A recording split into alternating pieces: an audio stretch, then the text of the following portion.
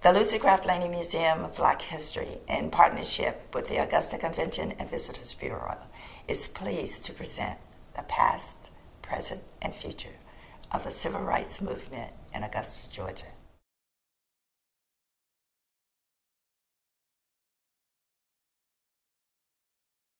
Oh, yes, I was present when Martin Luther King came to Augusta. As a matter of fact, I was at Tabernacle Church when he came in. I was only a young teenager.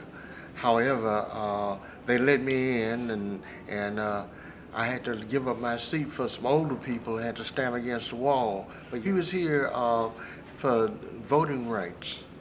uh, because at that time, voter registration was going real slow in Augusta.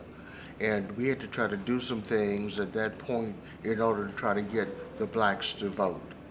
At first, it didn't make a change because at that time, the people that were in authority did everything they could in order to try to keep the blacks from voting. However, over time, it did impact it. When Dr. King came, it looked like it just sparked us, and because all the ministers started having mass meetings and bringing us to fore and bringing those things forward to us, letting us know that, hey, you haven't arrived. Just because Augusta was considered a city that blacks could survive because we had our own physicians, we had our own dentists, we had our own bank at one time, the Penny Savings Bank.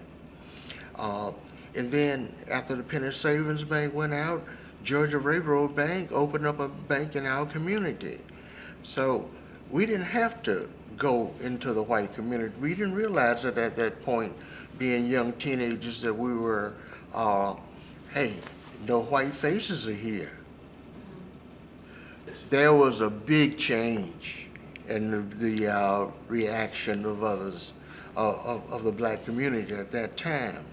Because at that time we decided we had to do some things in order to make a change.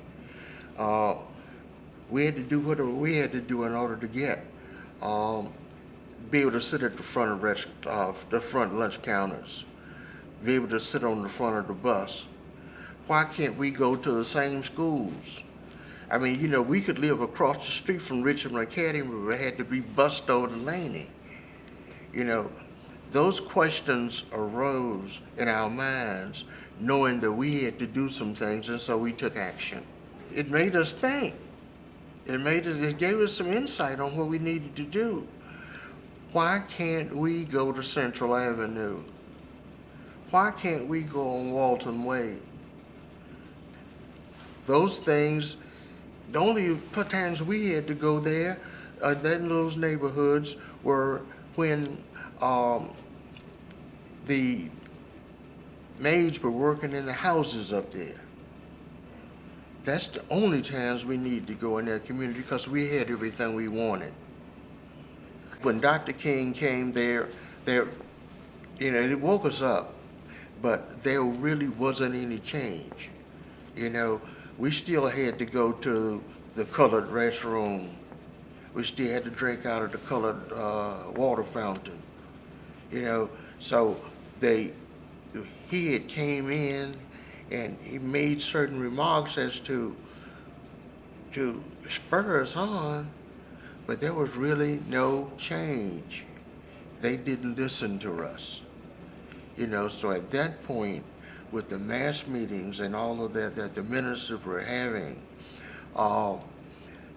just brought us to a boiling point at that point. I wasn't in Augusta when they had the race riot, but that was back in '70 and I was in Vietnam.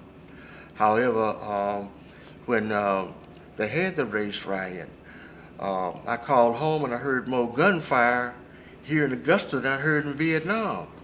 For more information about our Black heritage and to see an interactive map on Black historic sites in Augusta, Georgia, visit our website at lucycraftladymuseum.com.